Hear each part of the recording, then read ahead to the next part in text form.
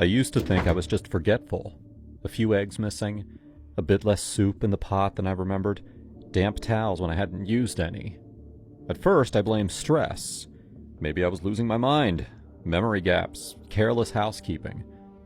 But it went on for months.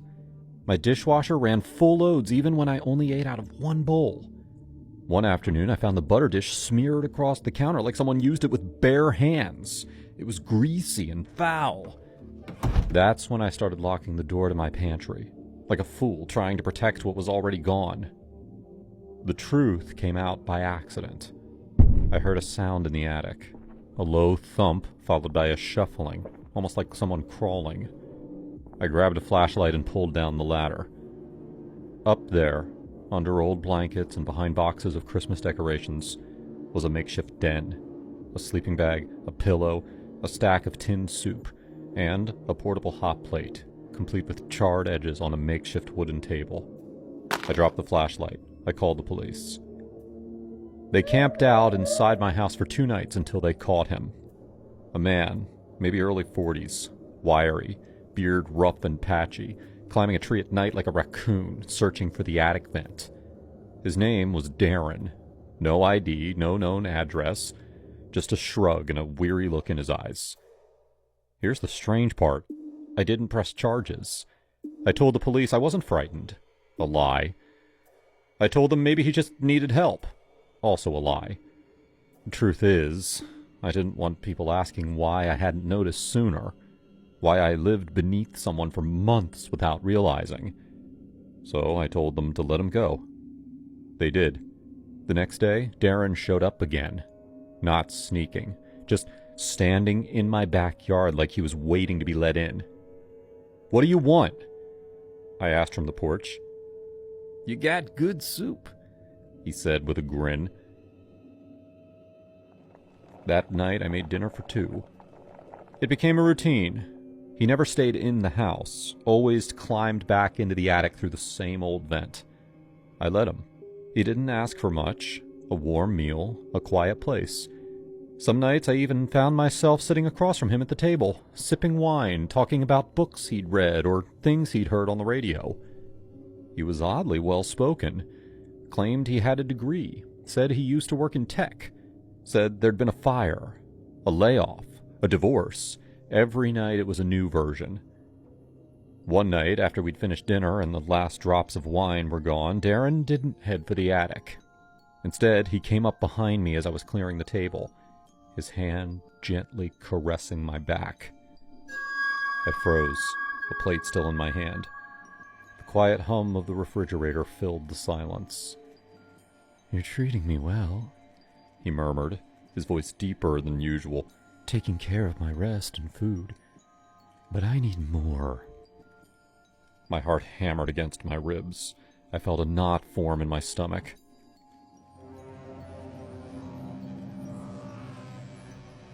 Disgust coiled within me. But then he spoke again, his voice soft, almost pleading. "You're so pretty," he whispered. "You resemble Jennifer Lawrence."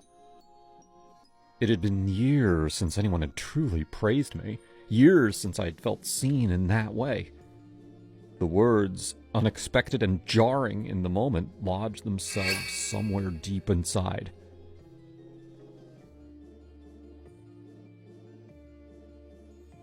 I stood there, plate in hand, Darren's words echoing in my head. His touch lingered on my back, warm and unsettling. My pulse raced, torn between disgust and a strange, fleeting thrill. No one had called me pretty in years, let alone compared me to Jennifer Lawrence. It was absurd, manipulative even, but it stirred something I hadn't felt in ages. "This can't happen again," I said, stepping away, my voice sharper than I meant. You're just some homeless guy, Darren. This was a mistake." His face fell, the naughty grin fading. Without a word, he climbed the attic ladder, the creak of the steps swallowing the silence. I heard faint sobs through the ceiling that night, raw and broken. I wasn't his savior. The next evening he returned, eyes red and swollen. but there was a hardness in them now, a glint of anger. Before I could speak, he grabbed a coil of rope from the corner, some old camping gear I'd forgotten about. "You think you're better than me?" he snarled, his voice low and jagged. He tied my wrists, rough but not brutal, and pinned me to the couch. My breath caught, fear spiking, but I didn't fight. Not then.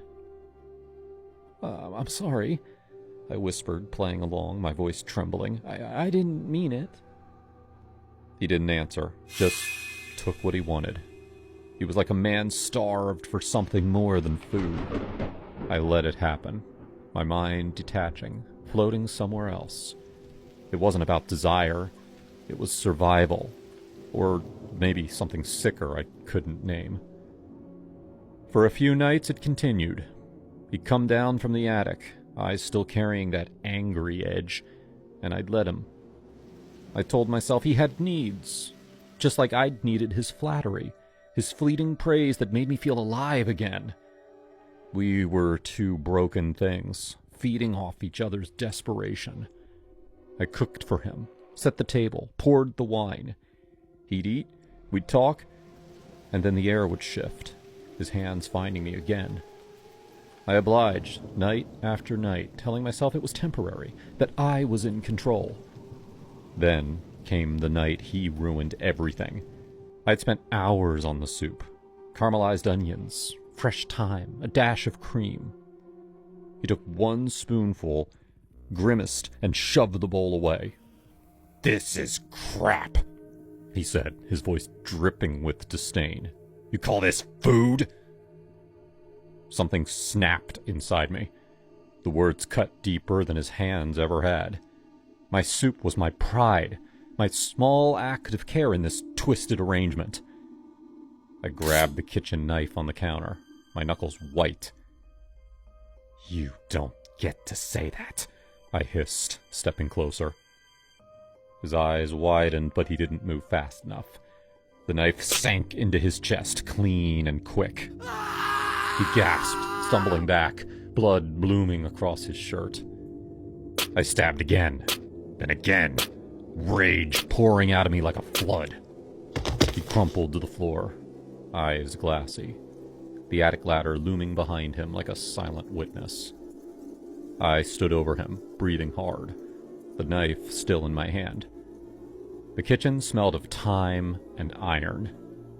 I wiped the blade on a dish towel, my hands steady now. A strange calm settled over me, a clarity I hadn't felt in months. "My soup," I said softly, almost to myself, "is the best." I smiled, the weight of him gone, the house mine again. I never should have taken the job at Newton Hospital. I'd just gotten out of nursing school and I had plenty of job offers back home, but I wanted to try something new. I grew up in Portland, and I always wanted the chance to make a difference in a small town. Newton seemed like a perfect place, and the lady who interviewed me on the phone said that they desperately needed someone like me. So, I packed my bags and I moved to Arizona without ever seeing my new hospital. The photos on their website made it seem small but well-maintained. When I arrived, I realized that those photos must have been very out of date. The place was falling apart. All of the fluorescent lights were either broken or flickering. The equipment was outdated, and the rooms were dusty. Outside of the small staff, who all walked around as if they were court-ordered to be there, the whole place looked like it had been abandoned. The head nurse met me at the door and gave me a tour. Her name was Jessica. I recognized her voice from the phone interview. Totally normal, but she had one of those stern old lady faces that seemed physically unable to smile. She answered all of my questions, but she refused to engage in any small talk. Just bad vibes all around. 30 minutes into my new job, and I was already regretting the move.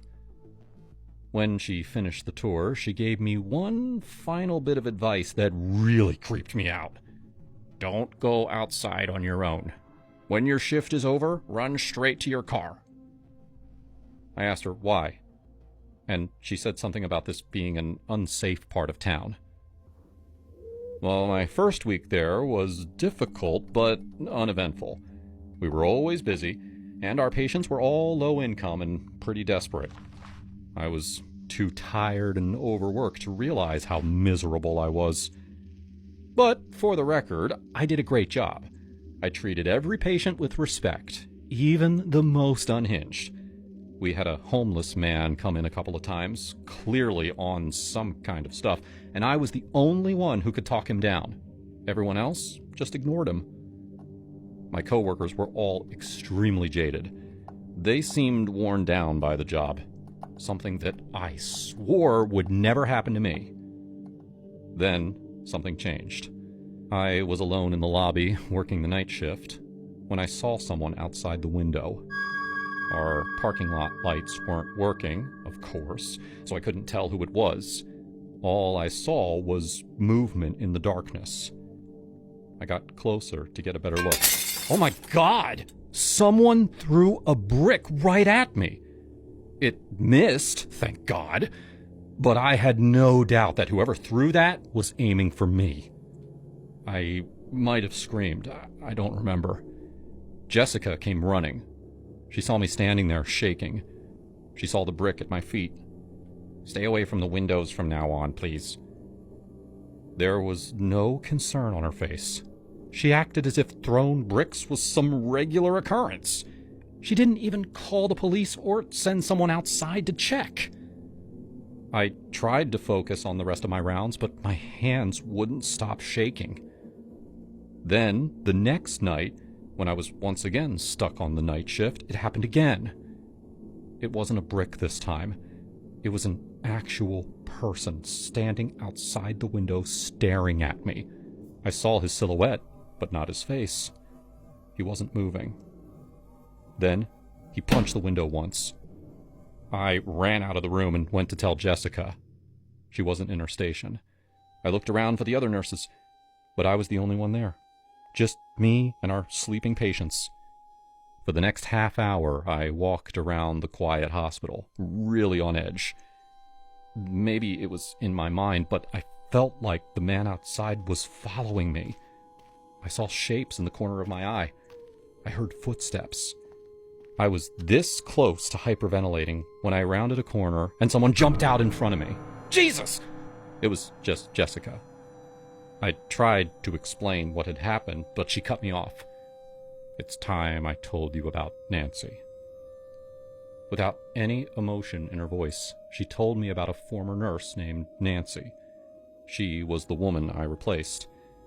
Apparently, Nancy was a lot like me.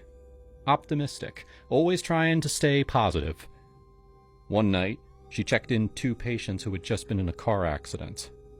The husband was okay, but the wife died on the table. It wasn't Nancy's fault, obviously. The woman had internal bleeding. Well, the man blamed Nancy for his wife's death. He started following her around, terrorizing her. Then, a few months back, he snuck into the hospital and he forced her into one of the MRI machines. Once she was inside, he moved the furniture to trap her and then left an out-of-service sign on the door. When a janitor found her 3 days later, she was dead. The man is in jail now, and Nancy still roams these halls. I've seen her, and now you have too. I didn't believe in ghosts. No rational person in the medical field would. But her story did make sense. It sounded like the man who killed Nancy was back, and now he had his sights on me. I'm calling the police. The police can't stop ghosts. I pulled out my phone anyway. Jessica angrily snatched it out of my hands. That was the first time I saw her show any emotions at all. She put my phone in a drawer under the front desk and locked it. She said that I could pick it up when my shift was over. I pretended to go along with that, but of course I didn't. My safety was on the line. There was a very real lunatic lurking in the hospital, and I needed to protect myself. I went back to the hallway to check on my patients. And when Jessica wasn't looking, I snuck into her office to use her phone. I didn't turn on the light because I didn't want her to see me. I searched around her desk in the darkness until I found the phone. Before I could make a call, something moved from the corner of the room. "Hello, Nancy." Oh God, it was him. He was standing right behind me. Not a ghost at all. He placed his hands on my shoulders, but I twisted out of his grip and ran out of the room. As I hurried down the hallway, I screamed for help. None of the patients did anything, and I didn't see Jessica or any of the doctors anywhere. The man was right behind me now, a crazed smile on his face. Without looking, I ran into the first door I reached. It was the MRI room. I tried to hold the door shut, but the man was too strong. He violently pulled it open and dove at me. I fell to the floor and he pinned me down. He pulled a metallic object from his pocket. A scalpel. "Help!" "Don't scream, Nancy. It'll all be over soon." He called me Nancy again. He raised the scalpel, ready to jab it into my chest. And then he froze. He looked over his shoulder at the MRI machine. "What? You're not supposed to be here." It sounded like he was talking to someone else in the room, but no one was there. Then he stood up and walked towards the machine. You're not real. You're... I still didn't see who he was talking to. I watched from the floor as the man stumbled backwards, as if someone had pushed him. Then his head swung to the side, as if he'd been punched. Then, craziest of all, the fabric of his shirt lifted up, as if someone was pulling him toward the machine. But no one was there. I swear that we were alone. I watched the man dive into the MRI, but it looked like he was pulled inside. Once he disappeared into the machine, he didn't come out. Nancy, please, let me out! Nancy, please! I could hear him pounding against the walls and screaming. I ran out of there so damn fast. Jessica was waiting for me in the lobby. I guess she had heard me scream and had already called the police. When they arrived, we took them back to the MRI room. The man was already dead. Someone had turned on the equipment, causing the metal scalpel to shoot out of his hand and skewer him in the face. I quit my job that night. I'm not a nurse anymore. I'm a waitress back in Portland. And every time I think about what happened that night at Newton Hospital, I think about Nancy. I swear she pulled him into that machine. There's no other explanation. The summer of 2025 in Florida was a beast. The air was so thick with humidity you could practically chew it, and the thunderstorms that rolled through our upscale hotel in Naples were relentless. I'd been working at the Palms for about a year, a gig I took to pay the bills while I figured out what the hell I was doing with my life. At 24, I was the guy who cleaned the pool, mopped the lobby, and occasionally hauled luggage for rich guests who tipped like they were doing me a favor. But after 3 days of storms that tore through like a pissed-off ex, that pool was a goddamn disaster. I stood at the edge of it that morning, staring at the wreckage. Leaves, twigs, mulch, and clumps of dirt floated like a swamp had puked into the deep end. The water was murky, almost brown, and the smell was like wet earth and something faintly sour. I turned to my manager, Rick, a guy in his 40s with a permanent sunburn and a voice like he smoked 2 packs a day. Rick, man, this is way above my pay grade. We need to call Tony, the pool guy. This ain't my scene. Rick squinted at the pool, hands on his hips, like he was sizing up a minor inconvenience. Nah, Jake, you got this. Just scoop it out with the net. It's not rocket science. You serious? This looks like the Everglades after a hurricane. I'm not trained for this shit. He clapped me on the shoulder, that condescending move bosses do when they're about to screw you over. You're a smart kid. Get it done. Guess they're gonna want to swim by noon. And then he walked off, leaving me with a long pole, a net, and a simmering urge to quit. So I started scooping.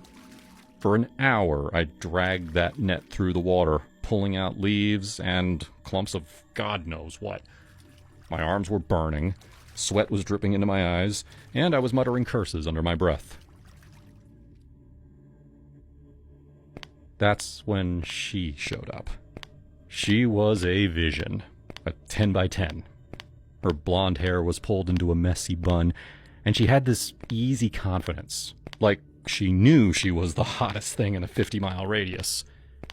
She stopped at the pool's edge, sunglasses perched on her nose, and tilted her head. "Hey, is it swimmable yet?" I froze mid-scoop, staring at her like she'd asked if she could drink the sludge. You see this?" I gestured at the pool where a branch was literally floating like a dead fish. "You really want to swim in that?" She laughed, a light, unbothered sound, and shrugged. "Fair point. I'll wait."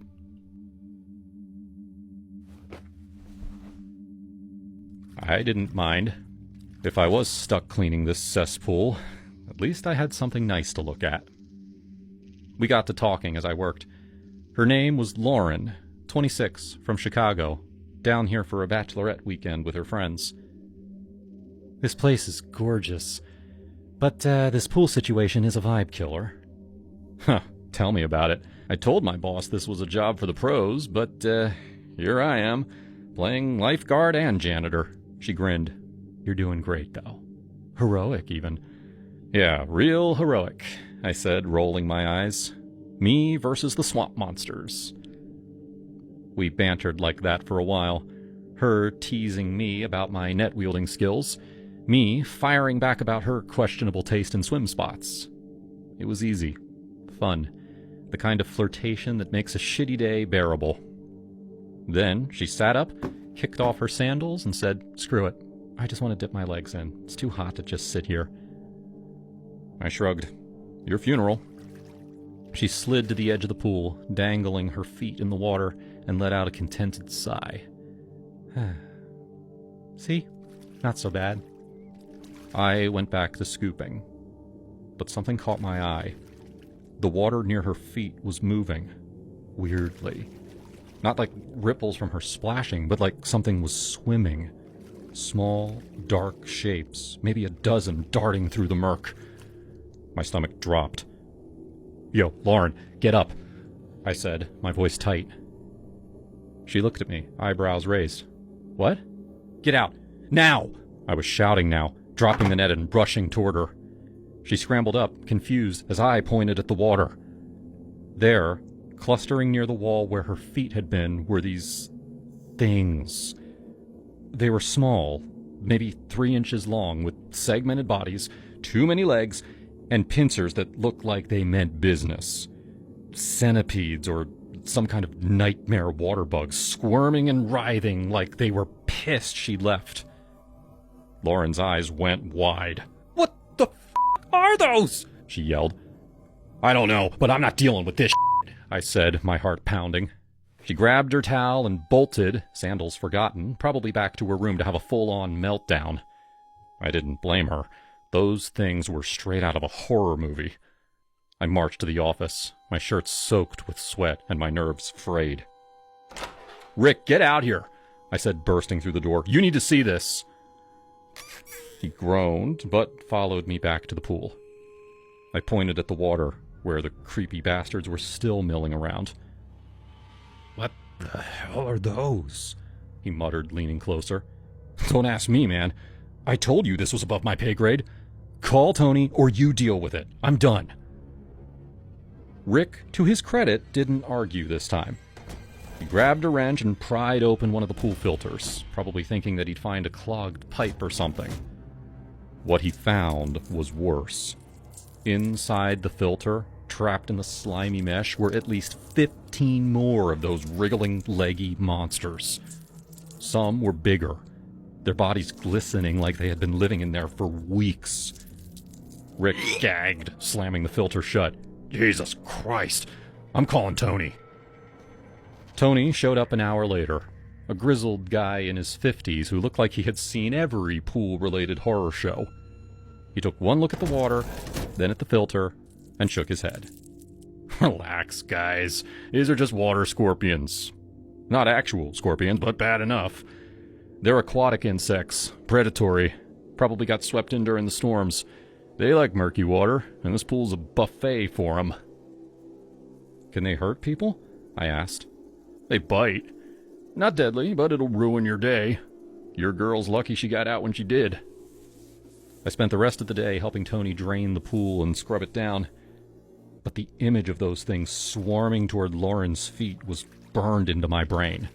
It was the kind of thing you didn't unsee, no matter how many beers you drank after your shift. The hotel comped Lauren's group a free night, and I saw her the next day at the bar, looking shaken but still stunning in a sundress. She spotted me and waved me over. "You saved my life, you know," she said, half-jokingly, sipping a mojito.